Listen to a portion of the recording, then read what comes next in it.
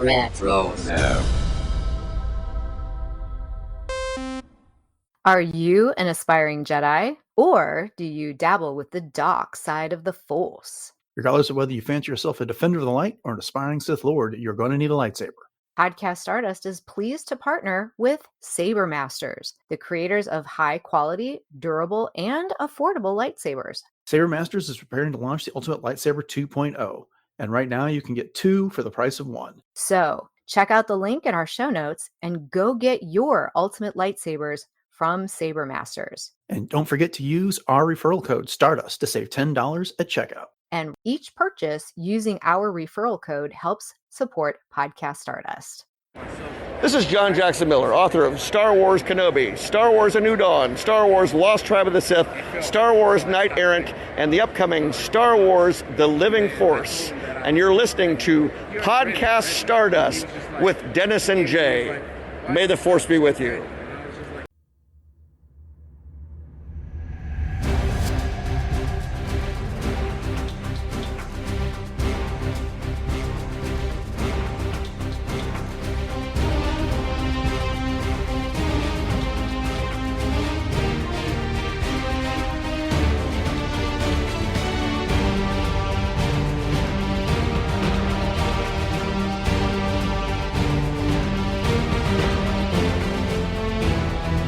Hello, and welcome to Podcast Stardust. This is the fully armed and operational podcast dedicated to Star Wars news, reviews, and discussion. I'm Dennis Keithley. And I'm Jay Krebs. And we are going to dive into the Phantom Menace novelization in this episode. But before we do that, Jay, you want to remind everybody where we can be found on social media? Always my pleasure, Dennis. We are found on Instagram, Facebook, and X at Podcast Stardust.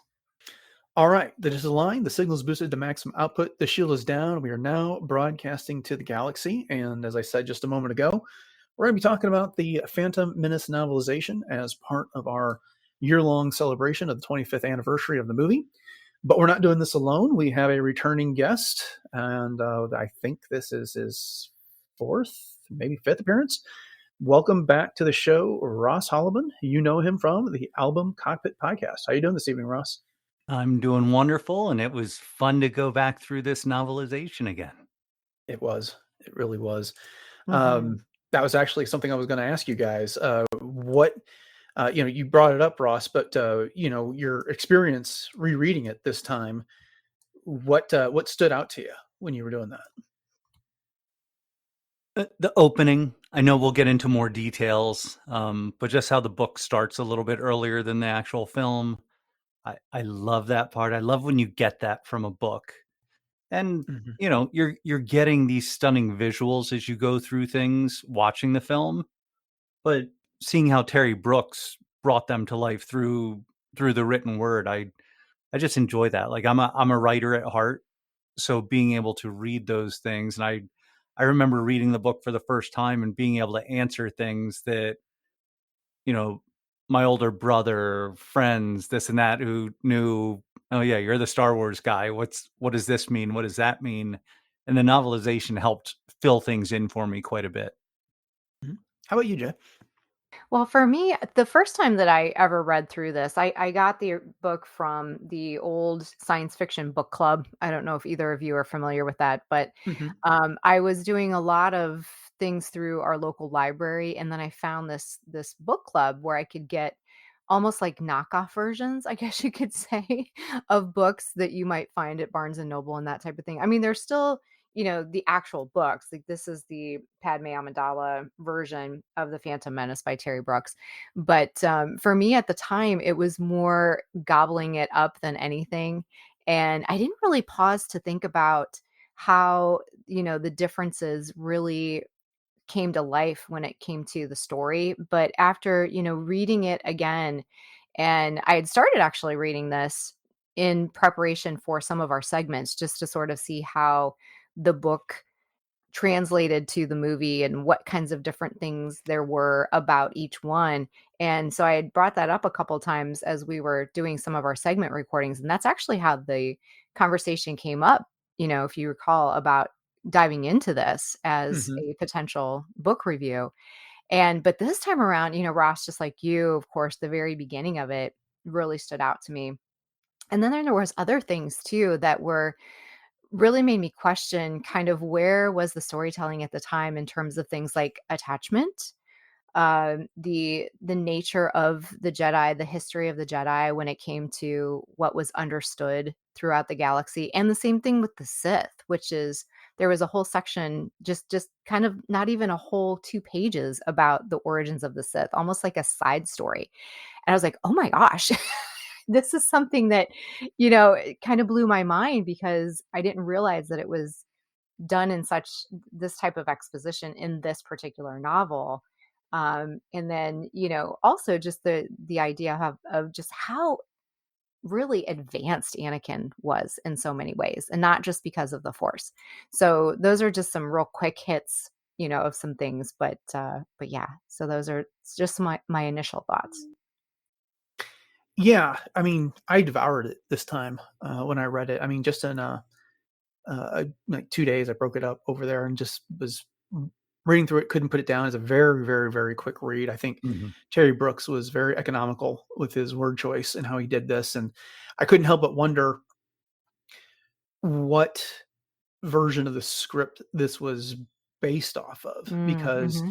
it's pretty close to what we got to see in the movie. There's just some dialogue differences that I can't help but wonder if he was given a script and then as they filmed the movie, they changed some word choice here or there, especially with the Gungans, for instance. There's some differences there, and Watto says a few things different, and some of the interactions with Chancellor Palpatine and Padme and the likes, those are some minor differences there.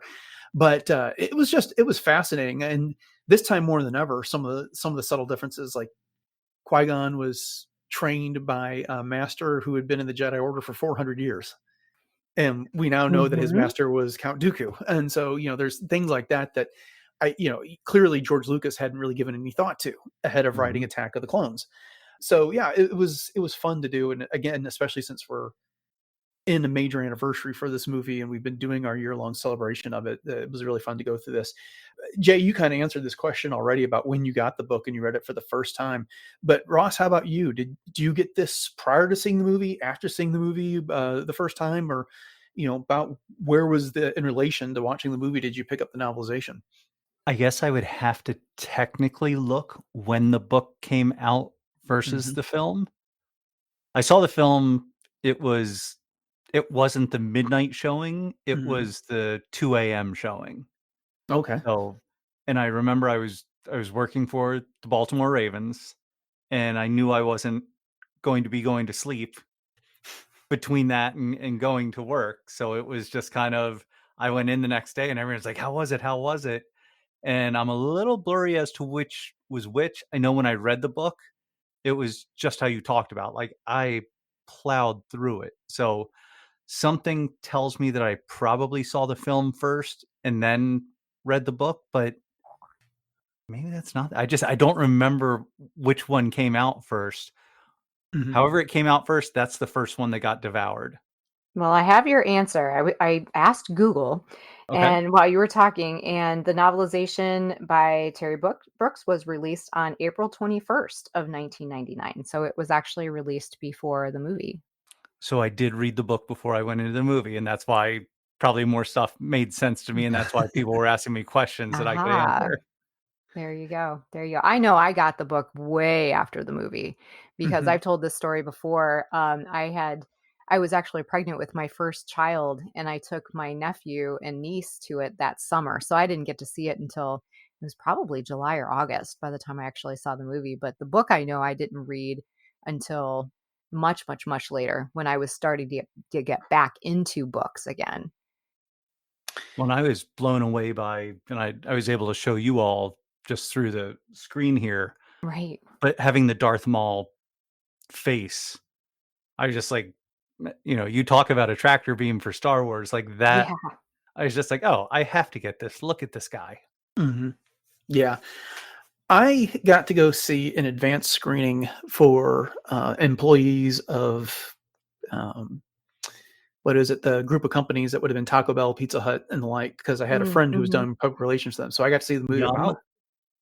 I guess I can't remember if it was Yum at the time or not, but Yum but it Brands, was yeah. but it was 2 weeks prior to the general release of the movie. And I came out of the movie, and this was at a mall. I'm trying to remember which one it was, but the bookstore was right across the little square there in the mall, and they had copies of the novelization there. And so walked right in and bought my copy, which has got Obi-Wan Kenobi on the cover. I ended up not reading it until my wife and I had flown into Philadelphia, and we were driving a car back to Dallas. And during the drive, I read out loud the novelization to her, and then I finished reading that, and then she read a book to me on when it was my turn to drive.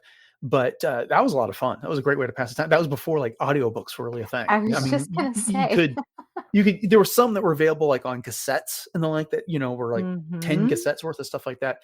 But it's not like Audible is today. It's not as easy to get your hands on, and and if you had them, you had to fumble with a lot of CDs or a lot of cassettes. And so that's how we did it. And it was a lot of fun to do the voices and go back and just theater of the mind's eye, compared to what you were reading off the page there. So that was a fun way of getting through it. So before we get into some particulars, how do you guys think this works as a novel? Because this is based off of a script. The script was meant to be turned into a movie and something that was seen on the big screen. And instead, now, as with everything that comes out nowadays, there is a novelization of it, and so we've got this now, and it's adapted from some version of the script here. And I remember reading stories about how R.A. Salvatore did the Attack of the Clones novelization, and I remember hearing stories about the Revenge of the Sith novelization. I just couldn't really remember anything about the writing of this one, but long-winded version of asking you, what does this work as a novel for you?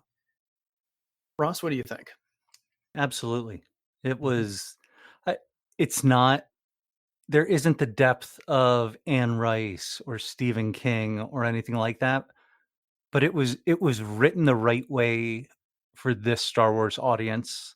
And I felt like it represented the film very well while still giving us a little bit more and, that additional detail that you can't always fit into a film. Mm-hmm. No, I would totally echo that as well. And I really appreciate the fact that this exists. And, as you pointed out, Dennis, there really isn't too much dialogue difference between this and the movie. But what actually does exist, I think, does explain some things a little bit more. For example, I just want to pull out one really quickly with Anakin saying to Padme in Watto's shop, just off the cuff, "I'm going to marry you." And then later, when he gives her the Japor snippet to remember him by, quote unquote, she says, "Oh, I don't need this to remember my future husband." Yeah. Like little things like that. And Yeah. I just was like, oh, I kind of love that. I kind of wish they would have left that in there. But I also realized why they didn't, that there were some editing choices that were made. But, little things like that and just getting to see inside Obi-Wan's head a little bit more, I think was a really great thing that I cherish about this book too. But standalone novel, definitely awesome. What about you, Dennis? Yeah, there are some scenes that are Terry Brooks just doing his best to translate the action that we're going to see on the screen into novel form, and they're fine. But those aren't the standout portions of the book. The opening scenes, which are not in the movie, I'm glad those were left out of the movie because they really get into Anakin's thoughts and stuff like that. And that's not something that you can do on the screen here. Mhm. And there are portions of this book where, especially when Anakin rescues the Tusken that's been trapped under the boulder, from that landslide. Great scene for the book that helps it as a novel that I don't think would have worked on the screen because we would have been watching him sit outside overnight with a bunch of droids cowering in the corner. And how much patience do you have for that when you're sitting in a movie theater? So that's not summer blockbuster stuff. No. And then just, some of the clues that they put in here that Padme was more than meets the eye, that she's, the ultimate reveal that she's going to be the queen. Those worked really well for this as a novel that they couldn't necessarily do so much in the movie. They gave us other clues in the movie, but the way they handled it here, I liked it. It was a very good effort at converting an action movie into a novel that I think Terry Brooks did very well. Mhm. Can we talk a little bit about some of those things that are in here, as you just mentioned, Dennis, with the Mhm. Tuscans that really do sort of foreshadow, with especially Attack of the Clones, the way that things happen with Anakin and the Tuscans in Attack of the Mhm. Clones, and how juxtaposed that is with what we see of him here and the way that Anakin is here. But then there was this appearance of this Republic pilot at the very beginning when they Mhm. were buying these ruby bleals or whatever, and Anakin gets introduced to him. And I understand that that's something that's not necessary, but I thought, that would have been fun just to throw in there, because it's one of those kind of things that, and maybe they just didn't have the budget for another extra, I don't know, but Or they need to trim out down more for because it's already over 2 hours the way it was. yeah, exactly. And then little things too, like the fact that Qui-Gon had mentioned when he sold the pod. Did you pick up on the fact that he said he sold it to a Doug? He must have Mhm. sold it to Sebulba, right? Yeah, I referenced this when we Yeah, did that episode covering the Phantom Menace. I knew it came from right. somewhere Yeah. that he had sold Anakin's pod to Sebulba, and then turns out it was a Mhm. novelization. Yeah. Yeah, yeah. I just think that that's super cool. Hmm. Yeah, no, I like that a lot. It's kind of what was the fate of Sebulba after this, and he gets Anakin's pod so he can terrorize more people. Mhm. But yeah, let's talk about some more aspects of this. One of you, sorry, I can't remember which one, brought up Obi-Wan in this. Did anyone kind of find him to be a little cranky and a little disappointed with how unsympathetic he was towards people like Jar Jar and Anakin through most of the novel? I I thought it was kind of true to things where it is. I think one of the brilliant parts about this, about the novelization, is how well it kind of introduces the rule of two into more than just the Sith Hmm. and opposing sides of things. Mhm. So that's something that I kept picking up because, Qui-Gon and Obi-Wan, like, they were like, he's respectful, but that doesn't mean he's not different. And it's just the different ways that you approach it, where the Sith approach it different than the Jedi do here. And you're looking at Gungans versus Padme's people, and how they're looking at things different, but then Obi-Wan's talking about their symbiotic way that they have to work together to make sure the planet's good. So that kind of kept creeping in my mind of, okay, this is a really smart way that he's discussing all these things that may not come across as well in the film. Hmm. Mhm. Yeah, I can see where you're going with that. And, for me, I think a lot of this has to do with what did we know about Obi-Wan when The Phantom Menace came out? The only thing we really had at the time was Alec Guinness. And we had that portrayal of Obi-Wan. And so I'm wondering if the youthful iteration of Obi-Wan was a little bit more akin to what we get later. Whereas now that we have so much more history with Obi-Wan, I play it off a little bit more like he's just always been the rule follower, and Hmm. he's always been that more stoic, don't defy the council, master, not again. So yes, he is going to be a little bit more cranky. He is going to be a little bit more, why are we doing this? The whole pathetic life form thing. And he is a little younger. So he's not as worldly as Qui-Gon, which, quick aside, mentioned that, Qui-Gon is close to 60 in the book, which I don't know if I ever realized that they ever pinned an age to him before. Um, so for me, I guess it's just Obi-Wan coming into his own. But then he realizes at the end of the book, he kind of has this epiphany where, Obi-Wan believed about Anakin being guided by something more than the thinking of ordinary men. You know what I mean? And so he's on board with what Qui-Gon says, and it's almost like this light bulb, like, aha, master. Okay, you're teaching me even now that you're gone. And I should have trusted you all along. So, I just think Obi-Wan's such a complicated character, and I love unraveling the threads that is Kenobi, always. But yeah, that's where I sit with that. Yeah, well, my take on this is that there were some points I just didn't like Obi-Wan so much in this book. And, when he meets Anakin for the first time, Anakin's all excited to meet him, and Obi-Wan's like rolling his eyes and cannot deal with this. He does not, and part of what happens also in this book is that, which is related to it, is that there's all this discussion of the living force versus the unifying force. And Qui-Gon keeps, in his thoughts, keeps saying that Obi-Wan is seeing the unifying force, which is the big picture about everything. And that's what Qui-Gon ascribes to the Jedi Council and the rest of the Jedi Order. These are big picture thinkers, whereas Qui-Gon is much more of a living force. And so when he's admonishing Obi-Wan in the beginning of the movie, keep your attention, on the here and now where it belongs, he's talking about the living force. And the and so it gets complicated because the movie talks about cosmic force and unifying force, and there's living force, and there's so many different versions of the force in here.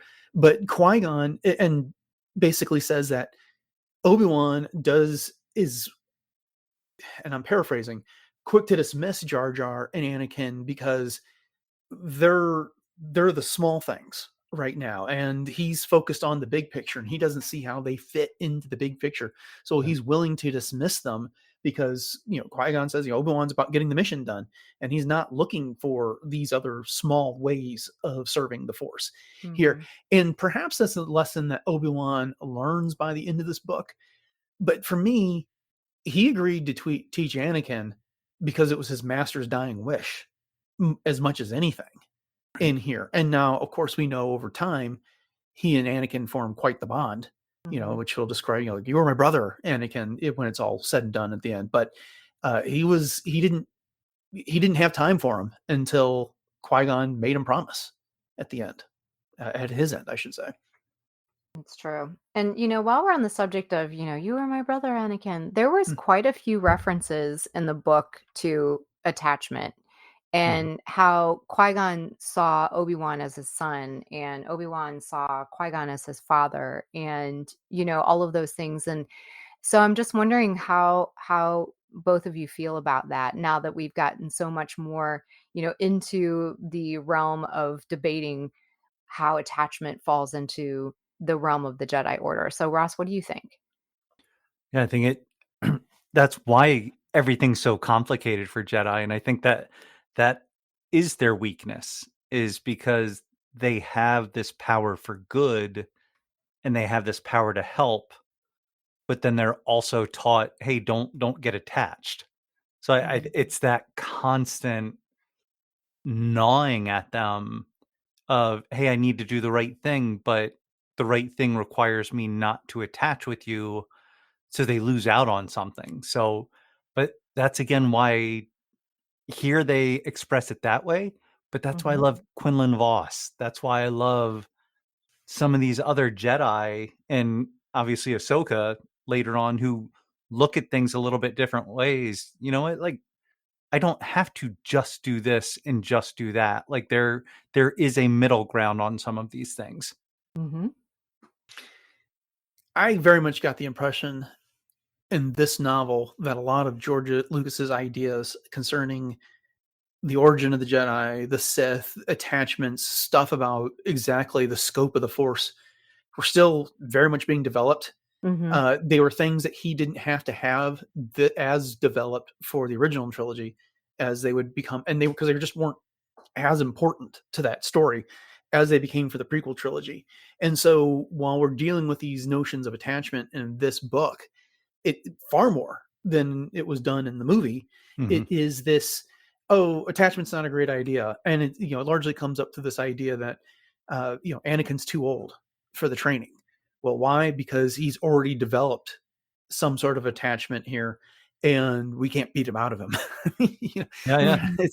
It's he's too old to change his viewpiece at the ripe age of 9, old age of 9. He's too set in his ways to overcome whatever attachment he would have to his mother as opposed to the other kids that have been taken away within days, if not a week, or weeks from being born, so they never could form those attachments to their parents. Mm-hmm. Mm-hmm. No, I agree with you. I think a lot of stuff was still being fleshed out for sure. Mm-hmm. But that, for me, I kind of wrestle with that a little bit because there's so many things like this novelization that I looked it up and I thought, okay, is this considered canon because it comes from the film? But yet there's still some contradictions in what, like canon keeps being rewritten, I feel like. Mm-hmm. And so, and again, like the things about the origins of the Sith, for example. And then, like you mentioned, Qui-Gon's master, 400 years old. No, we know it was Count Dooku. So, Yeah. so there's little things like that. So I guess there's things like that we have to just, I don't want to say take at face value, but yet I guess maybe not overthink.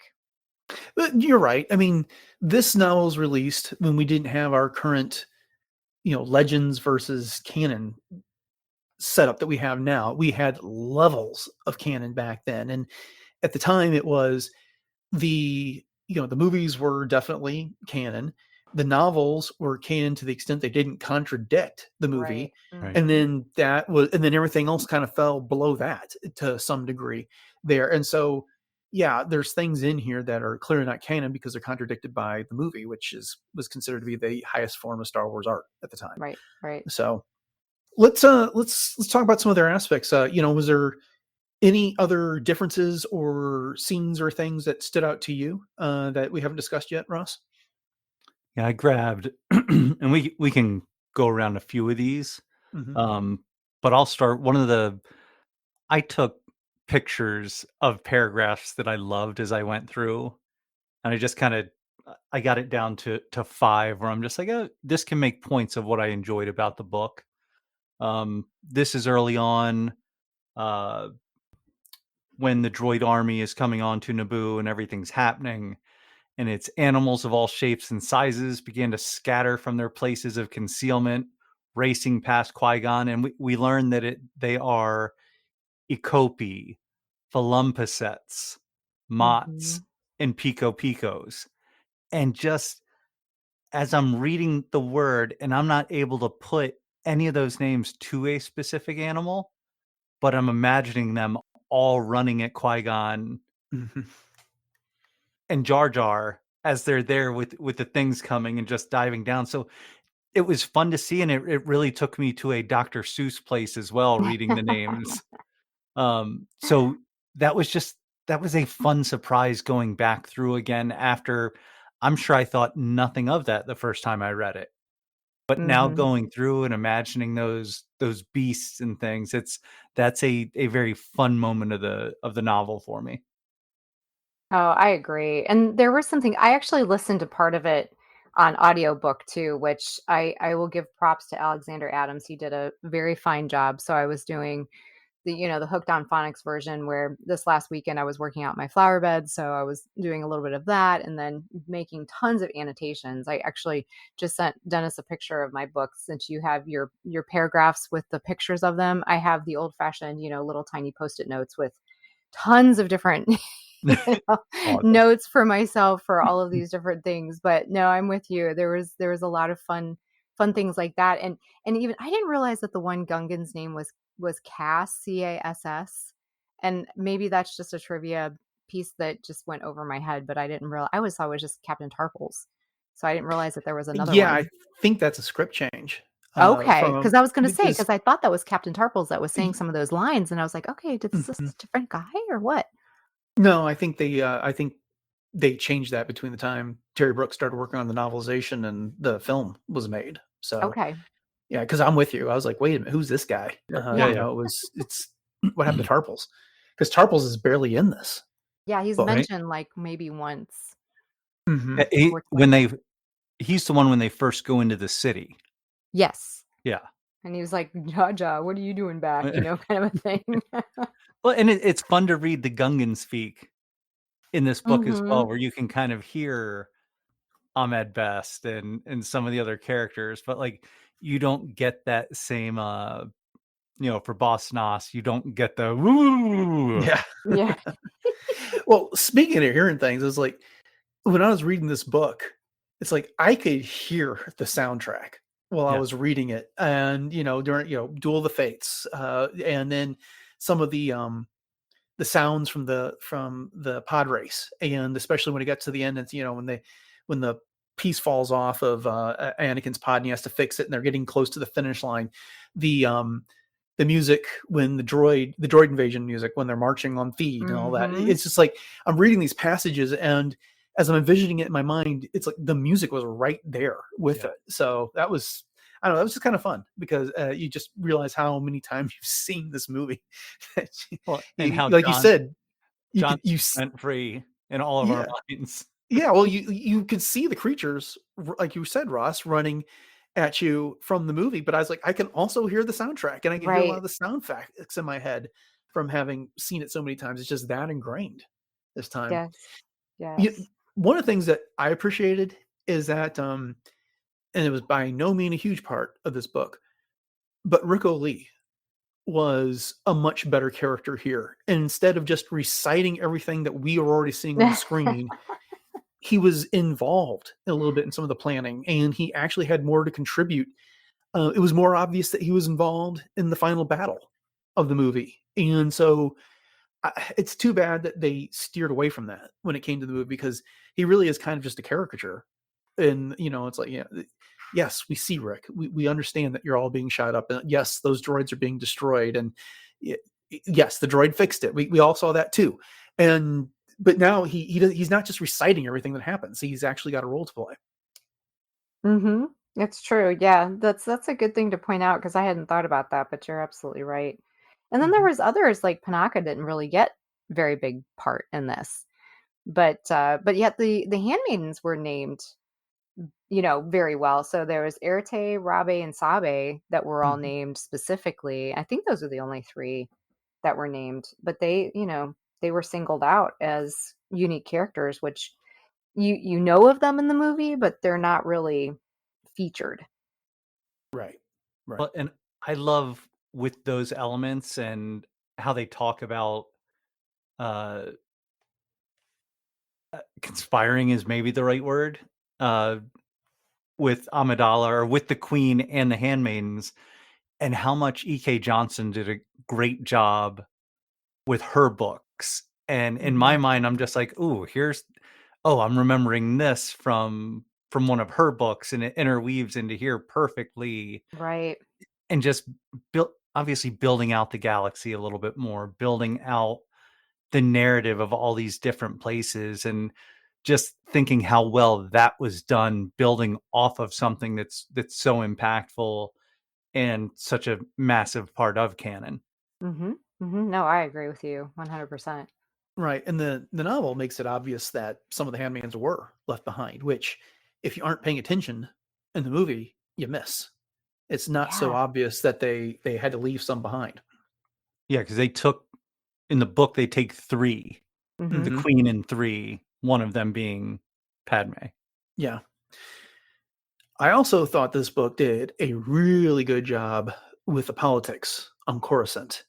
The movie does a pretty good, we just did that discussion, Jay, recently, but they, especially when they get into the Senate and they start getting interrupted by other senators that want to express their procedural points, they make clear that it is a procedural rule. If someone says that we need to send a commission, the chancellor has no discretion but to send that commission to do things. And they only enhanced an otherwise good portion of the movie by how Palpatine was prodding Padme, or Amidala in this case too, to go through with this maneuver and setting her up, to see the things that he wanted her to see so that she would go through with the vote of no confidence. No, I agree with you. Yeah. What did you think, Ross? Yeah, anytime I really appreciate the politics of Star Wars. Like that's, if not my favorite novel, then right up there is Bloodline. And that is, so much of that is the politics of how things are happening that take us, to the next level of Star Wars and to the later films. I love how it plays out. I love that I love how far ahead George Lucas was on some of the storytelling that really reflects our society today. Mm-hmm. Mhm. Yeah, I agree. And I did appreciate the fact that, and again, with I think it was Sabe, or maybe it was Arate, I don't know, that was actually taking Jar Jar and Anakin to the Senate and was sort of teaching them about what was going on instead of listening behind the doors, Yep. why don't you come out and let's talk about what's going on. So I just thought that that was a really cool, Yeah, that's because fun. she explained what was going on kind of third person to the reader also. Mm-hmm. Yeah. Ross, what else from here caught your eye? This is something I love where we're getting introduced to Amidala and everyone in that area earlier on when the Nemoidians come onto the planet. And it talks here, she was considered beautiful. Gunray had been told, but he had no sense of human beauty. And by Nemoidian standards, she was simply colorless and small featured. I That's so awesome to see it from the Nemoidian point of view of like, I don't care who this Oh is. This is a yeah. bag of bones over here that, you know, there's nothing attractive to me here. Mm-hmm. Yeah, you're absolutely right. And I think Terry Brooks does just a good job of doing stuff like that in general, because he even talks about, at one point when Qui-Gon assesses Darth Maul and Theed, he talks about how he looks like a sand panther. But then he also says that the Sith Lord was a living example of what the Jedi Master was always telling Obi-Wan about how best to hear the will of the Force. And it's like, oh my gosh, Qui-Gon summed that up about Darth Maul and compared him to Obi-Wan in that instance. Mm-hmm. That really stuck with me. Yeah, that's awesome. I also appreciated the way that we kind of got to get inside Anakin's head towards the end of the book, in the movie, when he was thinking about, he's made this vow to himself how he's going to do whatever he can to protect Qui-Gon and Padme, those two specifically. The woman he thinks he's going to marry at some point, and then the person who saw something in him. Mhm. And so, initially he's reluctant to go up into space because he's made this vow to himself that he's going to he can't be there to help protect them, even though he had no idea what he was going to do that if he was launching off into space. But then once he got up into space, he realized, hey, this is where I can best fulfill this vow by being part of the battle up here. They need something. And, a little bit of a difference on what happened once he flew into the hangar because he had no idea what he was firing at. And at that point, he still hadn't figured out all the controls. It locked up the cannons on the N1, but it still comes out the same. And I like that. But and then also with Anakin, just we get some brief descriptions of how he has these flashes of insight. And they come in some of these earliest chapters that we don't get in the movie, that he can see things before they happen, and how he was able to predict that Sobol was going to flash the vents. Mm-hmm. And he was able to get around that one time. So I that helps. And I don't know if necessarily Anakin's vision of the Force is something that the movie that needed, but it certainly did a lot for his character with this novel being able to talk about his devotion to the people that he came to love. Oh Yeah. yeah, I agree. And did you have any other thoughts on that, Ross? Yeah, just I love how that's the case. I guess in the film it's Shmi explaining to Qui-Gon he just sees things. Mm-hmm. And that's the explanation you get in the film for the most part. But here you nailed it, Dennis. Like it is getting into that and watching him do it or experiencing in him do it. And it's fun. Mm-hmm. Indeed. Yeah. And there's one other thing with that too, just really quickly, with Anakin, like you talked about Anakin's being able to sense things and experience things, but his visions were a lot more explored in this. But yet, he also had such a deep affection for people. There was that with Jira, the lady that Mm-hmm. he bought the pallies from, and after he got the money from selling the pod, he went back and he gave money to Kitster, and then he went to Jira and said, buy yourself that cooler or I will worry about you. Yeah. So it's like, it's little things like that too. So you see this side of him that, yes, he's got all of these, force sensitive kind of abilities, but yet he also has these really compassionate things, which is so different from obviously, what we end up with much later on. But there, real quick, I'm kind of going squirrel here, but there was that one scene that was not in the movie where that older Rhodian comes to Anakin and accuses him of cheating. And then Mhm. Anakin just goes crazy on him and just Beats him up, loses yeah. it. Yeah, Yeah. so it's like the anger in him, you can sense that that's okay, this is where that side of him comes in kind of thing. And I loved Qui-Gon's response to all of that. It's like, what did you accomplish by doing that? Because you beating him up isn't going to change his mind that you Right. were a cheater on that. And so Uh-huh. that was just a neat scene where Qui-Gon got to impart some Jedi wisdom on Yep. Anakin there. I just remembered one of the biggest things about Anakin that I was like, whoa. He does the speech to Jar Jar after Jar Jar had his run in Sebulba. That's like, the mistake you made is you showed him your fear. Fear attracts the fearful. And that was one of those tone poems that they put out to promote the Phantom Menace, except for it was Darth Maul who did that in the tone poem here. And now it's Oh. little That's Anakin cool. talking about fear. Fear attracts the fearful, the brave, blah, blah, blah. And he's going on about, that's the mistake you made. You showed fear to this guy. And he's got his own fear and he's handling it by taking it out on you. Yep. I was like, that's very deep for a 9-year-old and also kind of creepy. Mhm.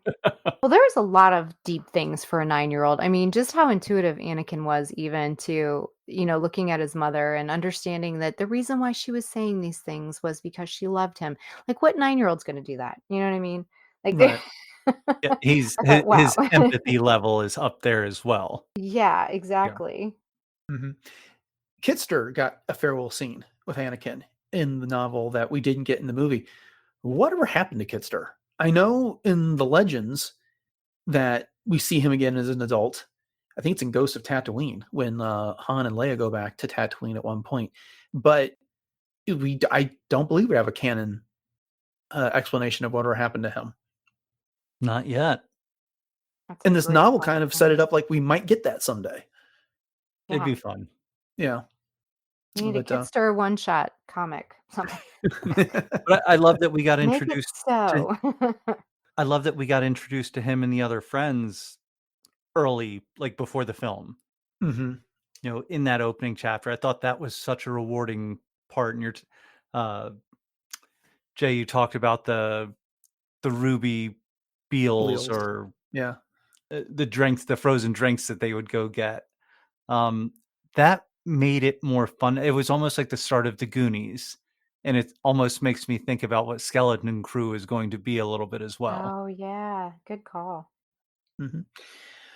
Well, there's a lot of things we liked in here, and I don't have an answer for this question. I'm going to throw it out there. Is there anything that happened in the novelization that didn't work for you, that you're glad was left out of the movie?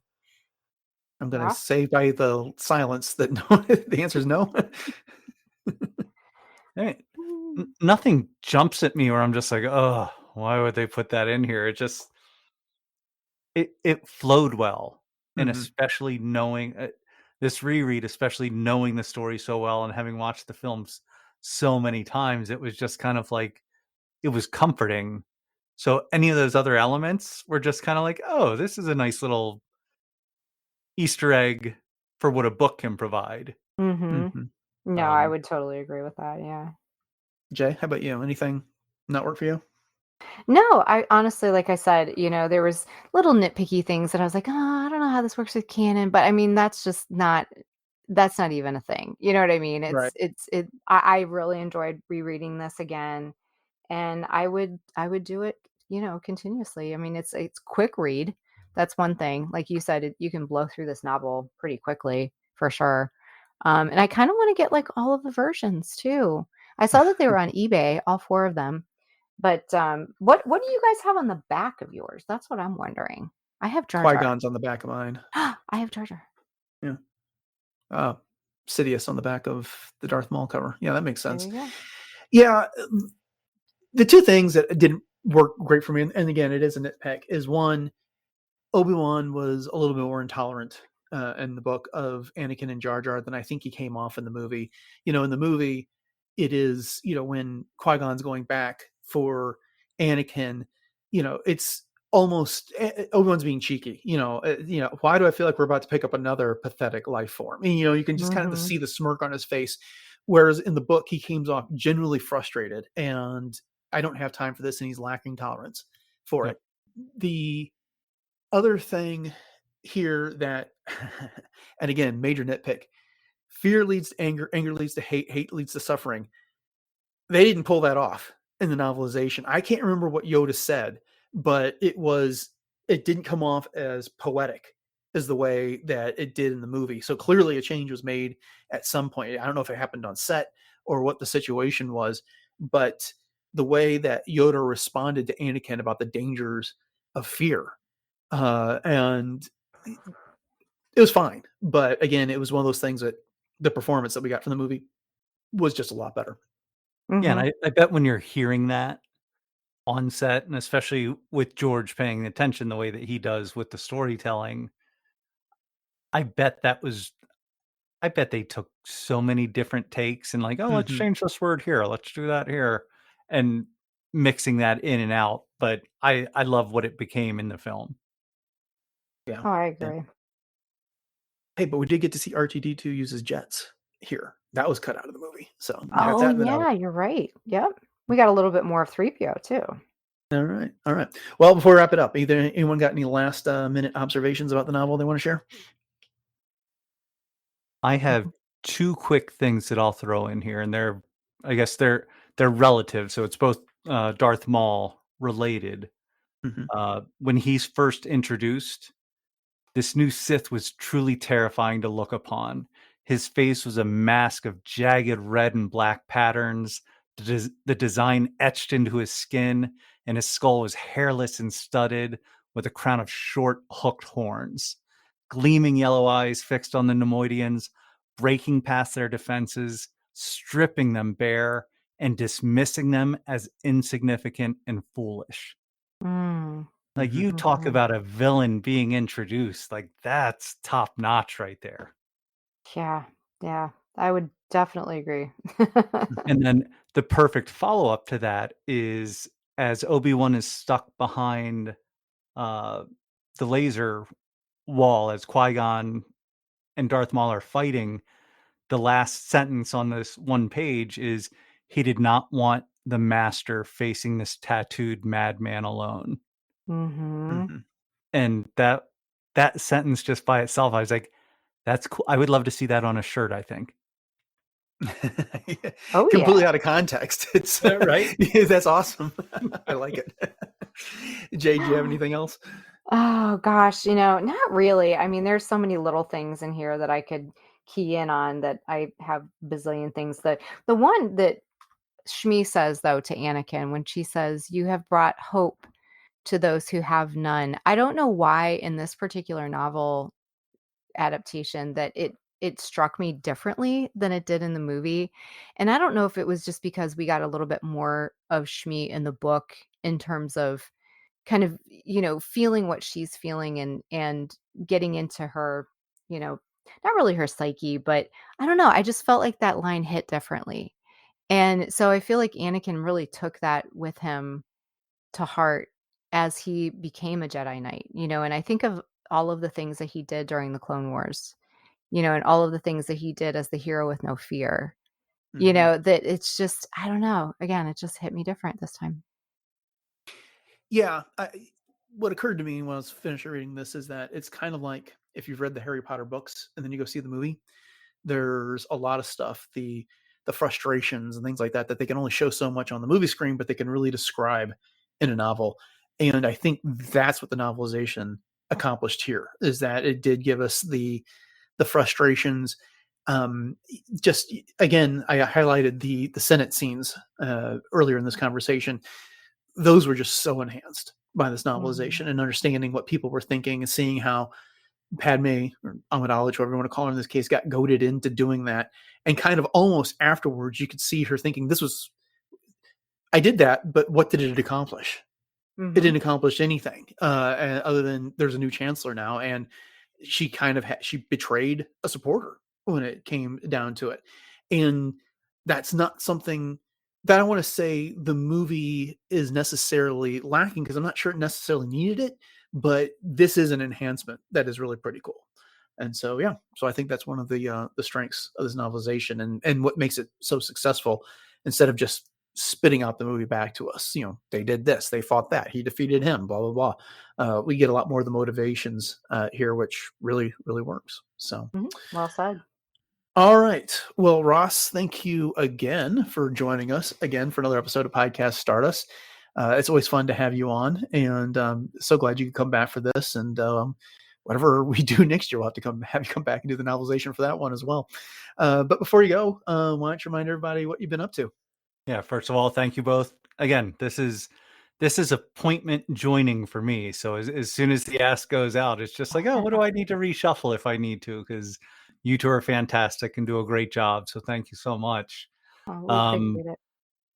We had this is the first week of classes at Butler University, so I'm thrilled by that and have this great adrenaline and energy going by all the students and faculty being back. So that's fantastic. But music as well. So Album Cockpit podcast. I'm definitely behind on episodes at this point, but that doesn't mean that the planning and reading and listening has stopped. So things will get moving again in that area. But I'm always listening and always paying attention. So that's great. And you can find me on X at Ross Hollebon, and find me on Instagram at Album Cockpit Podcast or at Popstar Indie. Yeah, and you and I were just both on the 100th episode of Reading Between the Reels for celebrating that and doing our favorites and types of movies and some not so favorites and things like that. That was a lot of fun to do. No, that was great that Craig put all those people together. And Craig, congratulations on 100 episodes. Like that. That's fantastic. And that's just what's cool about our community here is we all have different interests, but they all seem to tie into things. We're all big fans and we all like experiences. So I love that and the energy that comes out of it. And you two express that as well as anyone. Well, thank you. And I definitely am with you on that. The community is top notch. We are very fortunate indeed. Okay. Well, with that, just want to thank all of you for joining us for this episode of Podcast Stardust and our discussion of the Phantom Menace novelization. We hope you've enjoyed it. Of course, we got plenty of more content related to the Phantom Menace coming up the rest of this year. And you can make sure you don't miss any of that by hitting the subscribe button on your podcatcher of choice. I'd like to remind you can find all episodes of Podcast Stardust over on retrozap.com, which is home to the entire network of shows, including things like Agents of S.H.I.E.L.D. Case Files, Doomcast, Love, Death, and Robots Plus, and Warp Trails. We always appreciate your ratings and reviews on whatever podcatcher you're using, and especially if that's Apple Podcasts. And it means a lot to us when you share the show and your favorite episodes on social media. So with that in mind, Jay, remind everybody what our social media contacts are and where else we can be found online. Sure thing, Dennis. We are on Instagram, Facebook, and X conveniently at Podcast Stardust.